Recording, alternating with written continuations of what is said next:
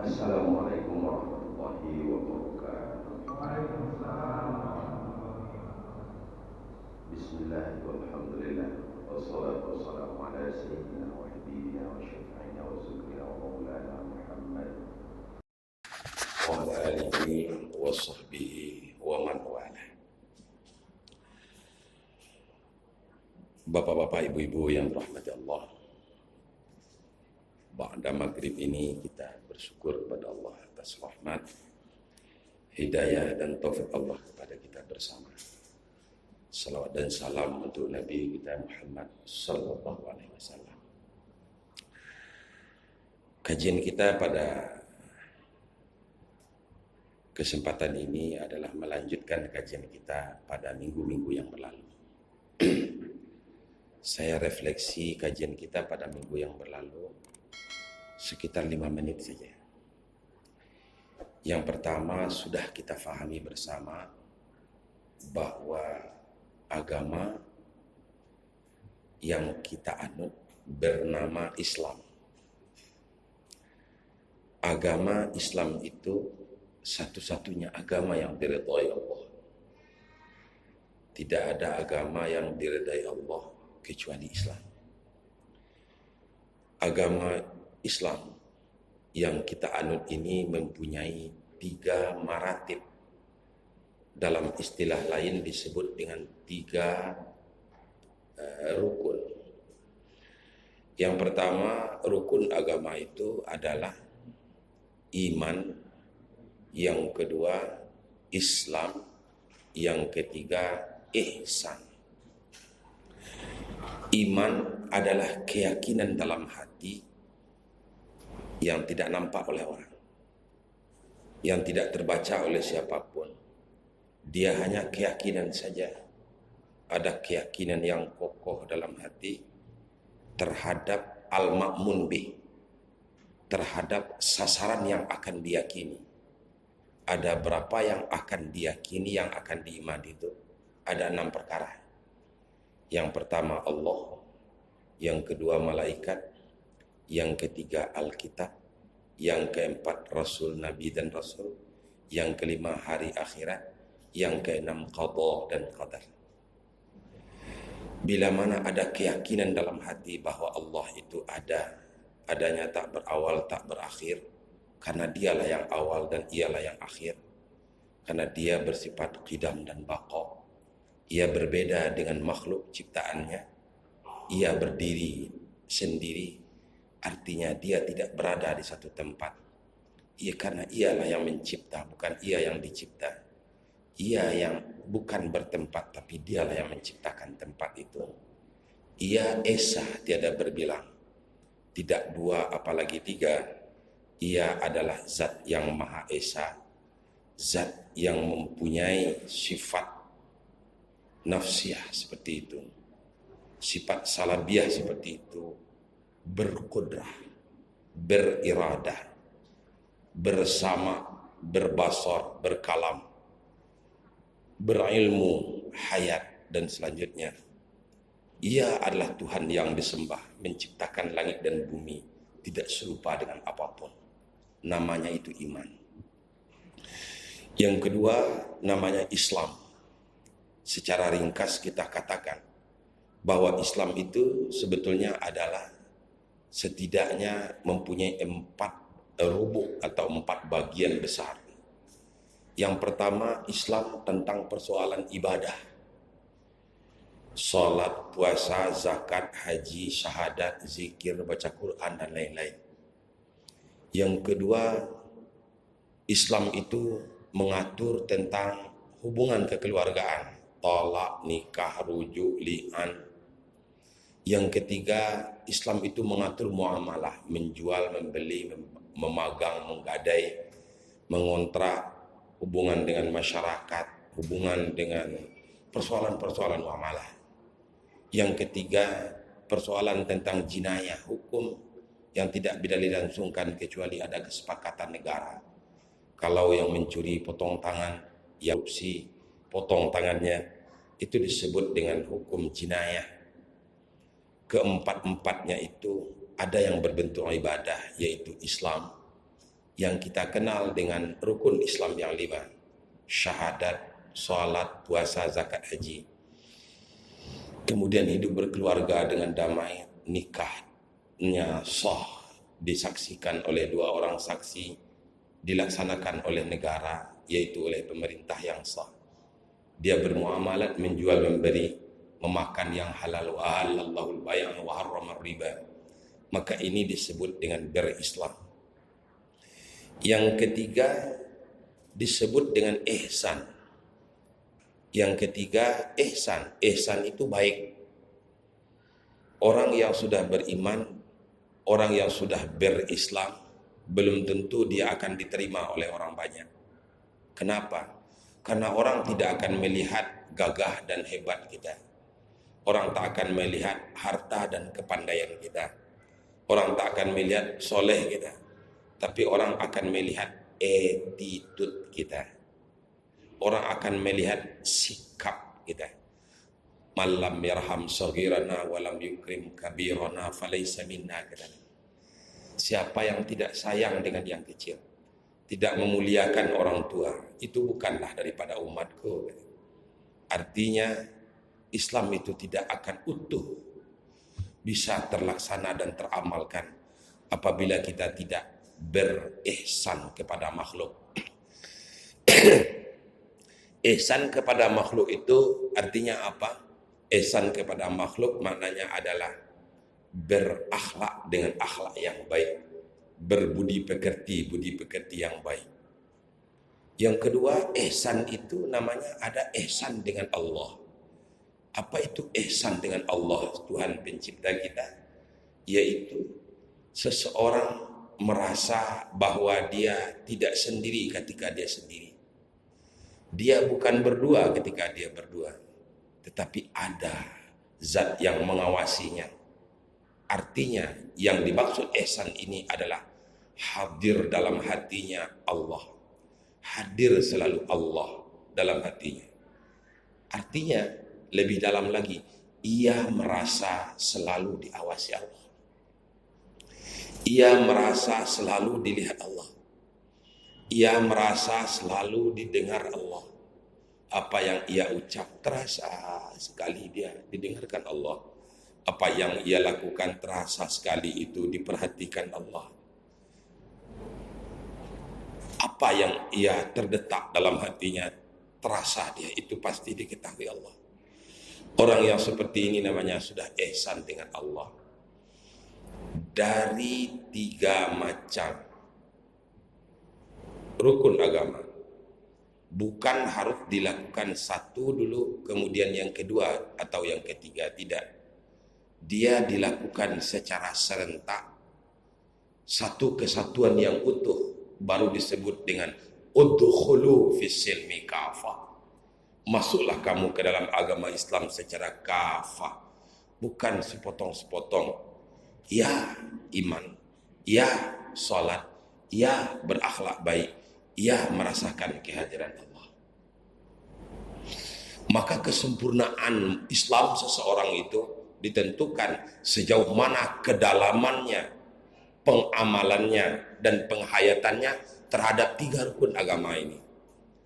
Maka orang yang tidak faham dengan rukun agama, dia merasa dia sudah berilmu, dia merasa dia sudah sempurna, dia merasa dia sudah berbuat, dia merasa dia sudah alim, tak perlu lagi dengarin omongan orang, tak perlu lagi perhatikan tingkah pola orang, tak perlu lagi diperhatikan tersinggungkah orang atau tidak, tak perlu lagi dia berpikiran bahwa ibadahnya itu masih kurangkah atau sudah sempurna, sudah baguskah ketaatannya kepada Allah atau belum, sudah benarkah akidahnya atau belum, sudah benarkah dia cara mencintai Nabi dan Rasul atau belum. Itu tak dipedulikan karena ia merasa sudah penuh. Bapak, ibu datang haji ke masjid pasti tak akan dengarkan omongan ustaz kalau gelas yang dibawa dari rumah gelas yang penuh. Percaya Pak? Bapak ini datang ke masjid, bawa gelas. Gelasnya itu penuh, diisi oleh ustaz. dengan air yang lagi melimpah dia keluar. Tak masuk. Karena merasa udah pandai, karena merasa udah pinter, karena merasa udah cerdas, karena merasa udah soleh. Ini bala terbesar bagi kita hari ini. Tidak bapak, tidak ustadznya, tidak pemerintah, tidak rakyatnya, tidak umat, tidak ulamanya, sama saja. Karena orang bila mana merasa sudah penuh airnya, tak akan pernah bisa masuk apapun.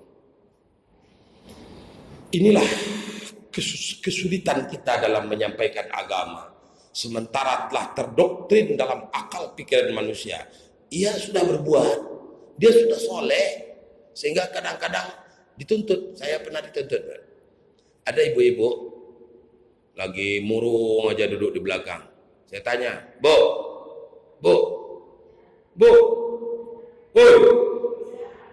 dengar nggak? Karena murung dia di belakang, ya murung aja, menung aja itu, tidak ada ngomong apa-apa dia. Ya, ngomong. Ibu itu saya ceritakan. Saya tanya, ibu kenapa bermenung aja? Ustaz, saya ini lagi punya masalah, Ustaz. Apa masalah ibu? Saya dililit utang bank. Utang apa, Bu? Rumah ini belum selesai kreditnya. Motor yang depan juga harus dibayar kreditnya. Kulkas itu juga belum selesai kreditnya. Anak saya kuliah di Jogja satu. Dan saya berhutang sana sini. Saya datang ke masjid hanya minta solusi sama Ustaz. Apa itu, Bu, solusi? Tunjukkan saya satu buah doa atau satu buah amalan yang bisa dengan amalan itu saya ini terbebas dari hutang ini, Ustaz. Bagus tak permintaan ibu itu? Bagus tak? Sesuai enggak? Ya sama siapa lagi minta doa kalau bukan sama Ustaz? Ya enggak?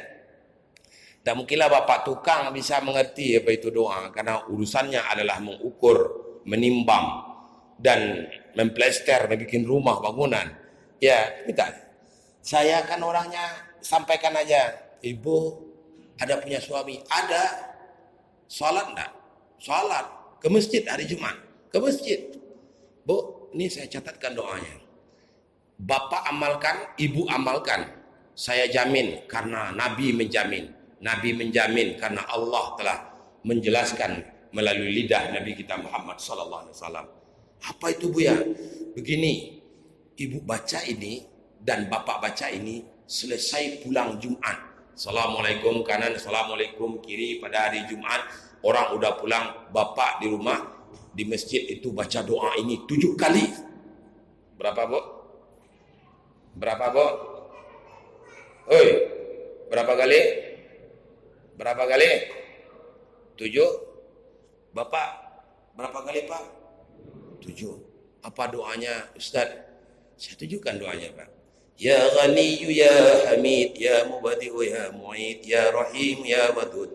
Aghnina bihalalika an haramika, bita'atika an ma'siyatika, bifadlika amman siwa. Baca itu doa 7 kali selesai Jumat. Kata Rasulullah, siapa baca doa ini akan terbebas dari hutang. Dengan gembira ibu itu pulang, bilang sama suaminya, begitu sudah sebulan ke depan saya ditemui dengan wajah merah, dengan muka padam. Ini kawat saya ini, dia bilang. Ibu-ibu suami istri datang menemui saya, wajahnya merah, kenal pun tidak, sekali itu aja ketemu dia udah marah-marah. Apa katanya sama saya, Bu? Ustaz pembohong. Lah, pembohong apa? Ustaz katakan kalau baca ini ayat, ini doa, akan Allah bebaskan saya dari hutang. Malah tambah bermasalah hutang saya, Ustaz. Ya mau tambah rumit hutangnya, Pak. Bukan tambah bagus, Ustaz. Ibu udah amalkan? Udah. Kapan ibu amalkan? Begitu orang selesai Jumat, saya salat zuhur. Begitu selesai salat zuhur hari Jumat itu, saya baca doa itu 7 kali. Bapak anak tuh, Ustaz, dibacakannya pula sebelum dia Jumat, dia baca itu. Ya, saya tanya, ibu mengamalkannya ikhlas karena Allah? Iya, saya ikhlas karena Allah. Betul. Betul. Yang benar nih. Iya, alhamdulillah kalau ikhlas. Cuma saya mau nanya dikit nih. Ketika ibu berdoa membaca ya Ghaniyu ya Hamid, ya Mubdi'u ya Mu'in, ya Rahimu ya Wadud, apakah ibu merasa bahwa doa ibu didengar oleh Allah? Bahwa ibu merasa bahwa doa ibu itu akan dikabulkan oleh Allah? Nah, itu ya agak ragu-ragu pula saya tadi. Apa kata saya? Kaifa tad'una Allah wa antum la ta'rifuna. Kaifa ta'buduna Allah wa antum la ta'lamuna.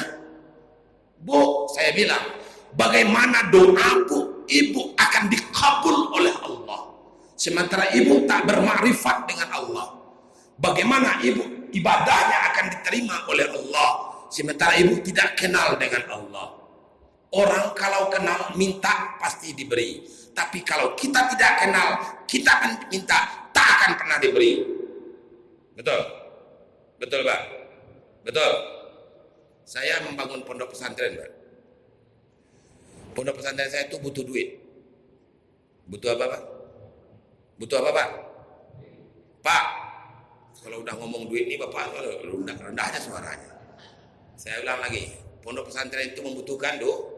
Saya lagi pembebasan tanah untuk perluasan gedung pondok, untuk ruang belajar.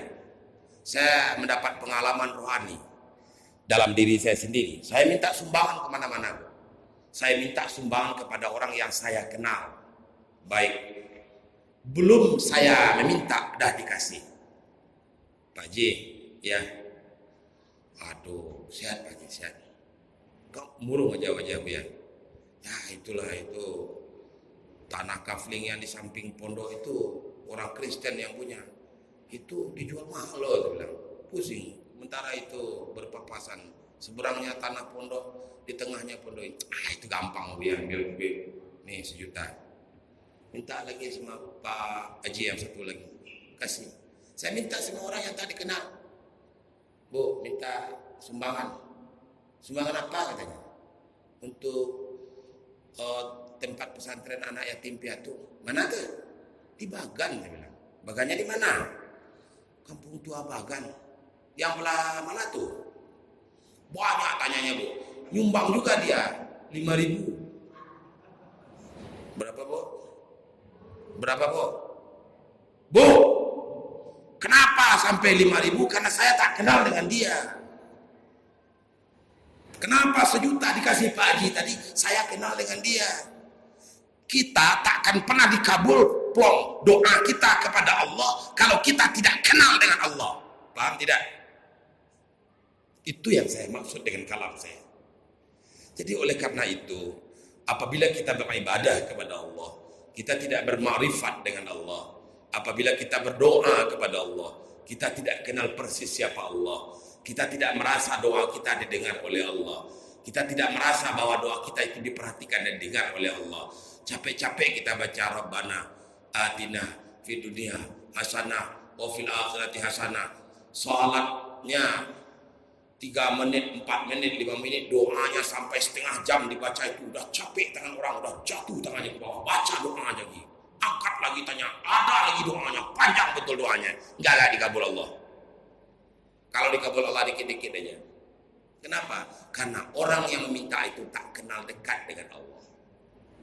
Kata kuncinya, doa dikabul Allah, permohonan dikabulkan Allah, ibadah diterima Allah, bila mana kita kenal dengan Allah. Oleh karena itulah dikatakan dalam satu hadis, awwalud dini ma'rifatullah. Awal agama itu adalah bermakrifat kepada Allah, kenal dengan Allah. Bu ya, bagaimana cara mengenal Allah? Itu pertanyaannya lagi ya. Gampang. Kata para ahli hukama, man arafa nafsah faqad arafa rabbah.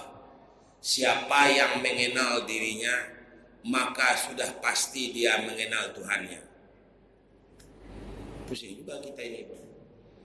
Orang yang sudah mengenal dirinya, pasti sudah mengenal Allah. Dalam ayat Al-Quran juga diterangkan, wa fi anfusikum afala tubsirun. Apakah pada dirimu itu tidakkah kamu bisa melihat siapakah Tuhanmu?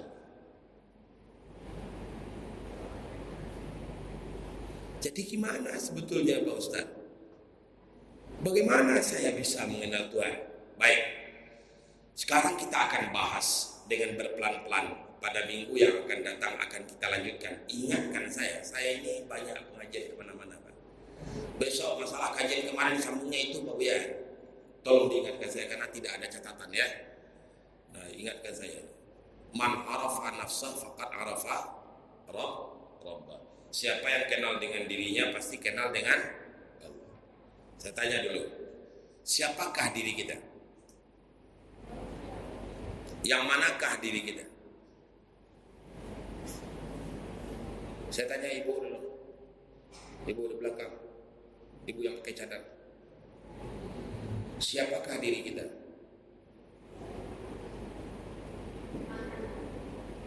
Mau tahu diri kita? Maaf, bukan sengaja. Guyon aja. Nah, kita tahu kok diri kita. Cuma kita hanya tak bisa nyebut aja. Ya. Diri kita ini setidaknya dibagi kepada dua. Ada diri yang nampak oleh mata, disebut jasmani. Diri yang nampak oleh mata jasmani itu saya istilahkan, saya kasih istilahnya ya. Saya istilahkan sebagaimana guru saya kasih istilah tubuh yang kasar. Ya. Yang kedua, ada tubuh kita yang tak nampak. Itulah nyawa atau roh. Maka saya istilahkan dengan tubuh yang halus. Supaya lebih gampang, diri manusia itu terdiri dari dua bagian. Yang pertama jasmani, yang kedua rohani. Dalam bahasa lain, yang pertama tubuh yang kasar, yang kedua tubuh yang halus atau nyawa. Ya. Tubuh yang kasar itu apa? Yang bisa dipegang, yang bisa dilihat, yang berbentuk, terdiri dari kepala, mata, hidung, mulut, telinga, leher, kaki, dada, kuku, rambut, dan macam-macam.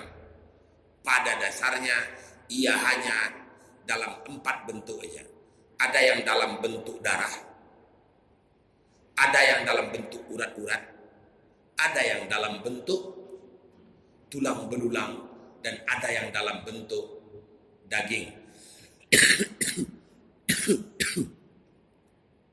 Baru kali ini saya minumnya sebesar ini. Takut pula saya minumnya. Tapi tak apa Bu ya. Besoklah yang kecil lah dikit Bu. Saya tak suka lagi yang besar ini. Tak sanggup mengangkatnya. Ya, takut pula saya jatuh dia nantinya. Ini untuk minum pengantin baru pada waktu pagi. Besar sekali ya. Ya, tubuh yang kasar atau jasmani itu kayaknya setelah diperiksa ini badan kita ini 4 aja itu. Yang pertama ada dalam bentuk daging. Yang kedua ada dalam bentuk tulang belulang. Yang ketiga adalah dalam bentuk urat-urat. Yang keempat ada dalam bentuk darah. Ya kan? Kuku dan rambut apa Bu ya? Bentuknya tulang. Ya. Dalam bentuk darah adalah darah putih, ada darah merah, ada darah biru. Ada bapak yang darah biru sini. Ada orang Jawa Pak. Di Jawa banyak darah biru. Nah, ya. Ada yang darahnya darah biru, ada darah merah, ada darah putih. Kurang darah putih, anemia. Kurang darah merah, apa namanya? Nggak tahu pula, saya bukan dokter. Nah, pokoknya darah ini sangat butuh. Kemudian ada daging. Kalau kurang daging, apa yang terjadi? Kurus. Kalau patah tulang, apa yang terjadi? Bagian mana patahnya? Bagian kaki. Nah, pincang. Ya, bagian punggung, bungkuk aja deh. Bagian tangan, ini aja deh. Kalau rusak urat di badan kita ini, tak ada tenaga. Urat kita yang kena, terkilir, ini aja lagi. Kalau kurang di badan kita ini 4 zat yang ada di badan kita ini, atau sakit aja dia, maka kita disebut dengan orang yang marid atau orang yang sakit. Setelah diperhatikan, dilihat-lihat dengan akal aja, ad-dinul aqal la dina liman aqalalah. Saya lihat-lihat daging manusia ini dengan kulit-kulitnya mirip banget lah dengan tanah ya. Jangan-jangan aslinya tanah nih gitu. Akal kita lihat. Ternyata iya, kata Allah, kata Nabi, al-insan min Adam, Adam min turab. Oh, benar nih. Manusia berasal dari Adam, Adam berasal dari tanah. Ya, asal kita dari mana? Dari tanah. Yakin tak asal kita dari tanah? Yakin? Dari mana? Semuanya bersumber dari tanah. Apa yang saja yang kita makan, sumbernya dari tanah. Mau kacang-kacangan, mau beras, mau gandum, berasal dari tanah. Dari tanah itu menimbulkan sari, sarinya itu menimbulkan beras, menimbulkan makanan yang bermacam-macam. Kita makan oleh bapak mak kita, kemudian menimbulkan gizi, masuk ke dalam badan, menjadi spermatozoid. Mak kita juga begitu, maka berkasih sayanglah bapak kita dengan mak kita. Kita lahir lantaran kasih sayang bapak dan mak kita. Ya, artinya pada dasarnya kita berasal dari tanah. Betul? Betul? Ini harus kita ketahui dulu. Ini namanya ngaji diri, agak serius ngaji ini kali ini. Biasanya nggak, saya jarang nih serius ngaji ini. Yang kedua, dilihat pula tulang. Dilihat tulang. Tulang kita. Nggak beda itu dengan tulang kambing. Kalau ada hewan korban, ambil tuh tulang kambing, ketok-ketok, tok-tok-tok, keras, kayak batu es gitu. Kayak batu apa? Kayak batu es. Jangan-jangan asalnya tulang ini dari batu, dari air ini. Iya. Ternyata betul. Disampaikan oleh para hukama, daging bukan daging, melainkan tanah dahulunya. Tulang bukan tulang, melainkan air dahulunya. Nah, lihat sifatnya, mirip air. Dilihat badan kita ini, kalau orang yang urat-uratnya rusak, hilang tenaganya. Kalau ada uratnya kuat, tidak keseleo uratnya, ya, urat, maka dia kuat, dia punya nyali. Urat-urat saraf kita, urat-urat besar kita yang ada di tubuh kita, coba keseleo, coba rusak, urat sarafnya rusak, bisa ngomong sendiri-sendiri aja dia, ya dah, atau mati rasa dia. Ternyata urat ini menimbulkan tenaga, daya dorong yang kuat, daya angkat yang kuat. Maka diciptakan oleh orang hidrolik, dengan kekuatan angin bisa orang mengangkat mobil yang besar. Pernah tuh lihat bapak-bapak mah, kalau di Batam saya tidak mau ngomong masalah teknologi, semua dia tahu. Dia angkat motor kita, mobil kita, datang angin puting beliung, hancur rumah seketika. Rupanya yang mempunyai tenaga ini angin ternyata. Mungkin nih urat tidak datang dari angin. Betul kata hukama, urat bukanlah urat, melainkan angin dahulunya. Dilihat pula darah ayam. Ibu pernah motong ayam? Bu, pernah motong ayam tak? Megang darah ayam pernah? Pegang darah. Panas darah. Kalau orang lagi marah, apa omongannya? Naik darah saya ini katanya. Naik darahnya. Nah, dia tuh berdarah panas tuh kata orang. Ternyata panas, darah itu sifatnya panas. Ya. Maka berkata para hukam bahwa ternyata darah itu bukanlah darah, melainkan api dahulunya. Diyakini Allahu nur samawati wal ardh masalu nurihi kamishka. Allah itu memberikan nur, mencahayai langit dan bumi. Maka diyakini bahwa segala sesuatu itu adalah tercipta aslinya dari nur. Dalam hadis dikatakan awwalu ma khuliqa nuri. Awal yang diciptakan itu kata Allah, kata Nabi adalah nur. Dari Nur Muhammad diciptakan api, dari Nur Muhammad diciptakan angin, dari Nur Muhammad diciptakan tanah, dari Nur Muhammad diciptakan air, api, angin, tanah. Semuanya ternyata berasal dari nur. Orang yang sadar bahwa ia berasal dari nur, nur berasal dari Allah, maka ketika dia innalillah, maka dia mengembalikan dirinya kepada Allah. Maksudnya adalah ia menghancurkan dirinya dalam pikirannya bahwa dia adalah daging, bahwa dia adalah urat, bahwa dia adalah tulang, bahwa dia adalah darah, tetapi dia adalah Nur Muhammad semata-mata. Nur itu adalah milik Allah. Ketika tak teringat dia dengan dirinya, teringat dia dengan Allah, namanya orang itu kembali kepada Allah. Agak serius ngaji ini Pak. Kalau kurang nangkap cepat tanya. Ya dah. Atau diulang pelajarannya boleh. Setiap Selasa malam di Temiang, tempat tinggal saya, kita adakan di pengajian khusus untuk mengkaji kajian ketasawufan, kajian thariqah, ya, kajian tentang diri. Silahkan datang rame-rame. Boleh Jumat malam, boleh Selasa malam. Tadi malam, Jumat malam ya.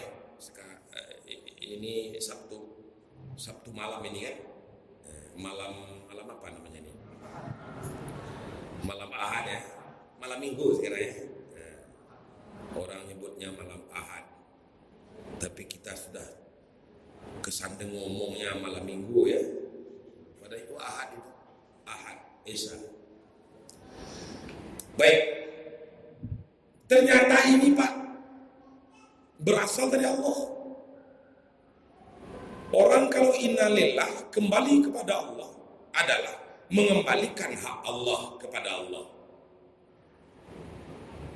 Mengembalikan hak Allah kepada, menghancurkan dirinya dengan cara apa? Dia menyebut asma Allah sehingga dia lupa akan dirinya. Dia akan tak ingat lagi dengan dirinya saking ingatnya kepada Allah. Itu yang dikatakan ingat. Yang dikatakan hanya itu, tidak ada yang ingat yang lain, hanya Allah. Gini Pak, istri tanya, Bang, Mas ini ada istri Mas yang lain enggak nih? Enggak ada. Yang benar Mas, enggak ada deh. Mas kemarin di Kalimantan berapa tahun, Mas nggak kawin sana ya? Enggak ada deh. Waktu Mas dulu kerja di Medan, Mas tinggalkan aku 6 tahun. Mas kawin sana ya? Enggak deh. Istri saya hanya kamu. Ya, kata suami ini. Artinya tak ada istrinya yang lain. Yakin, saya yakin. Ketika kita mengatakan bahwa yang Tuhan itu Allah, artinya di dalam jiwa kita betul-betul tak ada Tuhan selain Allah. Tidak ada yang tempat kita menyandarkan diri kecuali kepada Allah. Tidak ada kita mengembalikan diri kecuali kepada Allah. Maka tubuh yang kasar kita ini asalnya adalah dari Allah. Kalau orang syariat mengatakan yang asalnya dari tanah kembali ke tanah, dia lupa mengembalikan selangkah lagi. Tanah itu asalnya dari mana? Dari Allah. Kita dari Allah, kembali kepada Allah. Dipandang mata zahir, kita berasal dari tanah, kembali ke tanah.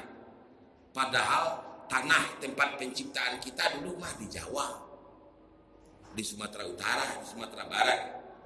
Tapi kenapa kembali ke tanah yang ada di Temia? Rupanya sama saja ciptaan Allah. Dimanapun kita berada, itu adalah milik Allah. Tubuh yang kasar atau jasmani ini, karena ada tubuh yang kasar atau jasmani inilah kita bisa berbuat banyak. Kalau kita cuma rohani aja, nggak perlu makan, Pak, nggak perlu minum, nggak perlu berkeluarga, nggak perlu punya rumah, nggak perlu pakai baju. Kan karena ada tubuh ini maka kita pakai baju, betul tidak? Kan karena ada perut nih karena kita butuh makan. Kan karena ada pada diri kita rasa malu makanya kita berpakaian yang gagah. Itu tak? Maka yang membutuhkan benda kasar adalah tubuh yang kasar pula. Iya, iya atau tidak? Nah, oleh karena itu, makanan tubuh yang kasar adalah yang kasar pula. Makanan badan kita ini adalah nasi. Sehingga yang kaji kita dikit aja ini. Tubuh yang kasar kita tidak mengenal halal dan haram. Dia hanya bisa mengenal enak atau tak enak, cocok atau tak cocok. Sehebat-hebat hidung bapak-bapak, hidung ustadz, hidung buya, hidung ulama, tanya sama hidungnya, ambil minyak wangi, minyak kasturi, diginikan oleh hidung. Bau apa nih Pak? Bau minyak kasturi. Betul? Iya. Ini minyak kasturi halal atau haram? Jawablah dengan hidung Bapak. Tidak bisa hidungku membedakan halalkah kasturi ini atau haram. Karena yang bisa membedakan yang halal dengan yang haram bukanlah tubuh yang kasar atau jasmani. Jasmani adalah sumber semangat untuk hidup. Kalau pakai jasmani ini kita akan tetap semangat. Kalau jasmani ini udah turun, semangat kita akan turun pula. Bapak yang sudah umur 50 tahun ke atas, masih pengen lagi enggak cari kekayaan banyak? Enggak Pak. Kita waktu umur 20 tahun, kejar. Ini kesempatan kejar, ini kesempatan kejar. Ya enggak? Kalau udah 50 tahun ke atas, udah 60 tahun ke atas, udah 70 tahun ke atas, ya udahlah, udah tuh. Saya juga gak dibutuhkan. Semangat udah kurang. Kenapa? Semangat akan ada kalau tubuh kasar itu sehat.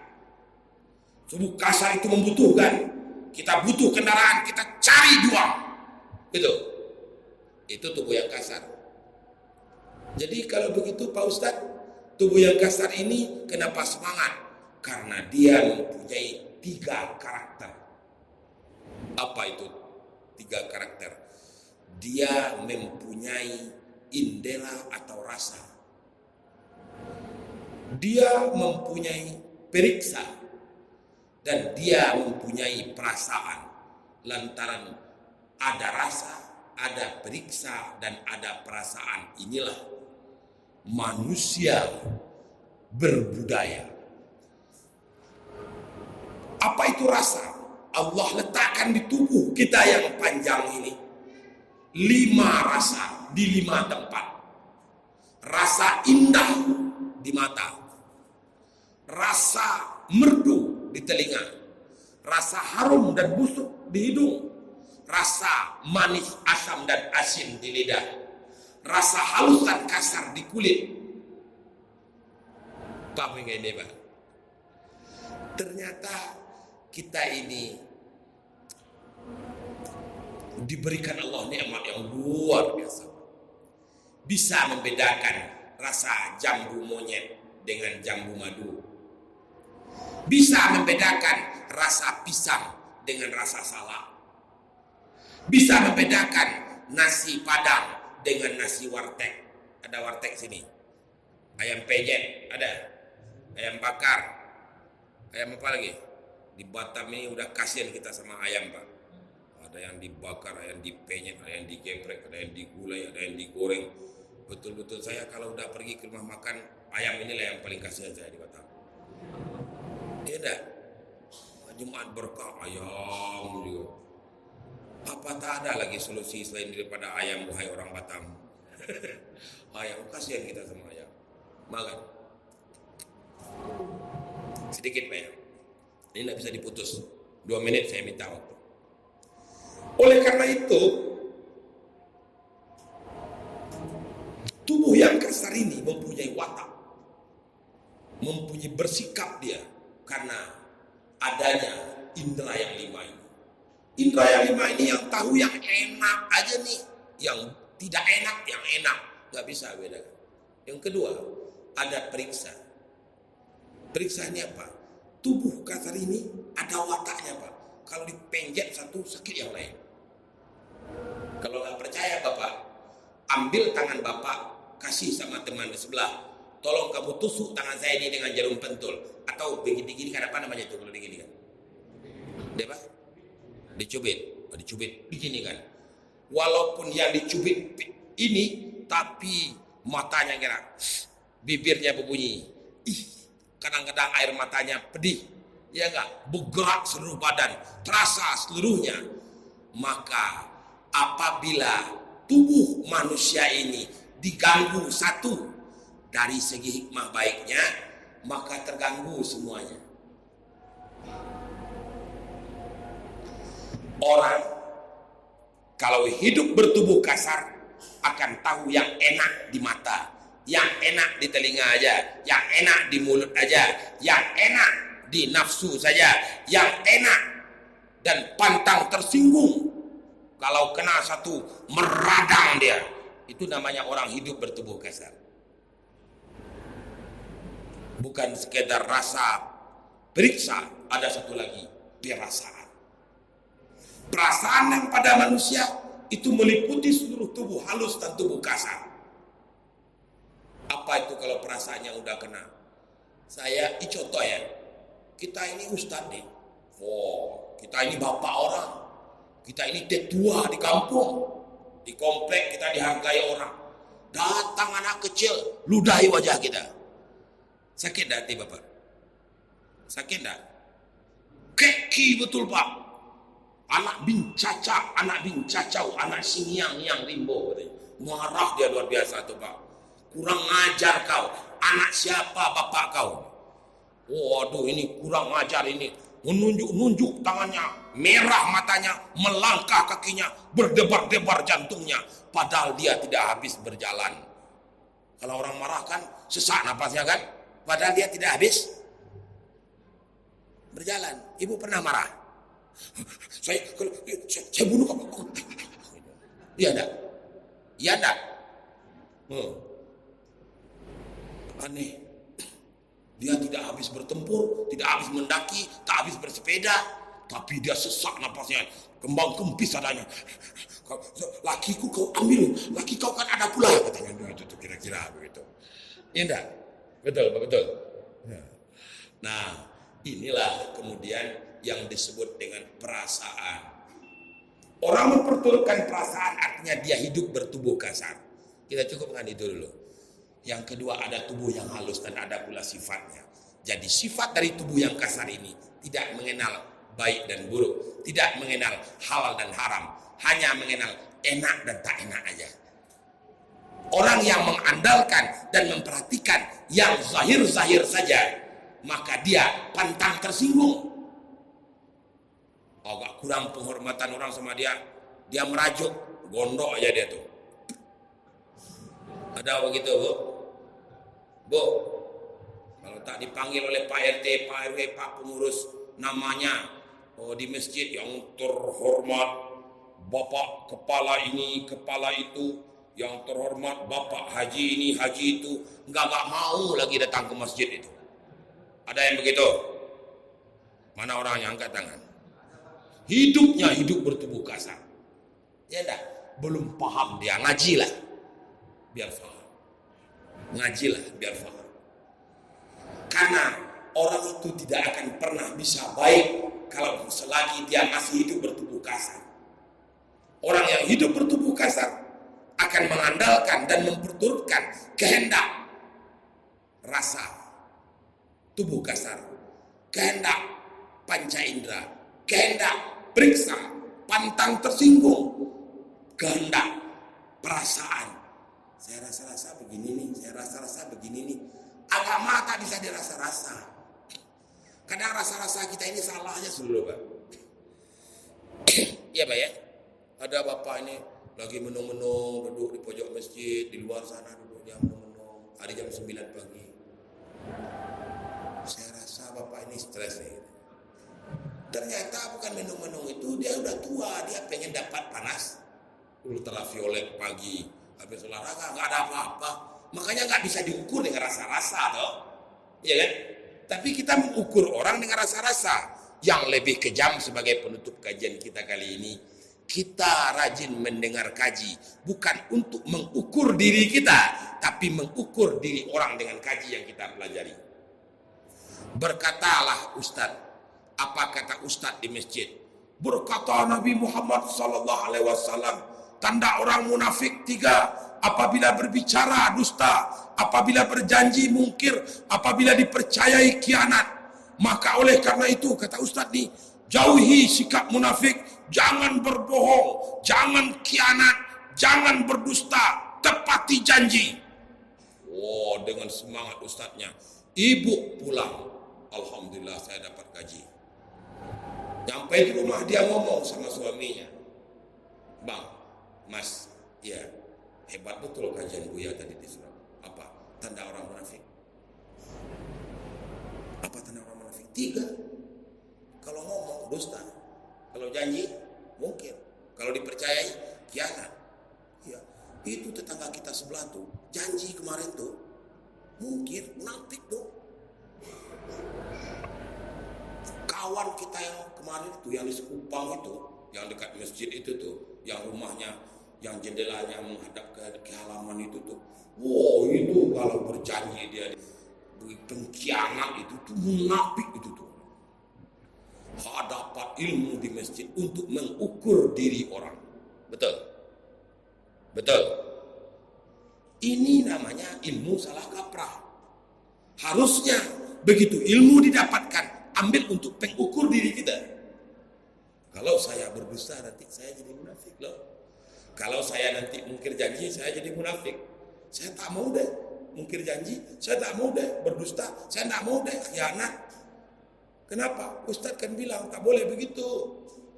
Maka Nabi mengajarkan, wa ana awwalul muslimin. Aku adalah awal orang yang Islam sebelum orang itu Islam. Mudah-mudahan ada berkah, ada manfaatnya pertemuan kita. Saya akhiri dengan ucapan maaf dan ucapan salam. Assalamualaikum warahmatullahi wabarakatuh.